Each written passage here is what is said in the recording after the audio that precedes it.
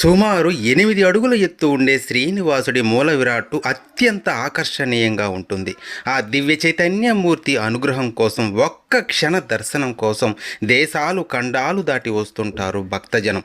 సుప్రభాతం తర్వాత వేల మంది భక్తులు గోవిందా గోవిందా అంటూ కరుణామయుడి దర్శనం కోసం వేచి ఉంటారు. ఇది గొప్ప విషయమా అంటే కాదు కాదు. శ్రీవారి ఏకాంత సేవ అనంతరం బ్రహ్మ మరియు గంధర్వాది దేవతలు స్వామి దర్శనం కోసం వస్తుంటారు. ఒకరి తర్వాత ఒకరు అలా మహర్షులు యోగులు స్వామిని దర్శిస్తారు. అందుకే దేవతలు అర్చించడం కోసం పెద్ద గంధపు ముద్ద, బంగారు పాత్రల్లో నీటిని ఉంచుతారు అర్చకులు. బంగారు వాకిలిలో వారు నడిచిన ఆ దారిలో మనం కూడా నడవడం మన అదృష్టం. దేవతలే స్వామి కోసం దివి నుండి భూమికి దిగి వస్తుంటే మనం ఏమాత్రం చెప్పండి. కానీ శ్రీనివాసుడు మనందరి కోసమే వైకుంఠాన్ని వదిలి భక్తుడే నాకు ప్రియమని ఇక్కడ కొలువైనాడు. అందుకే ఆయన కలియుగ ప్రత్యక్ష దైవమైనాడు.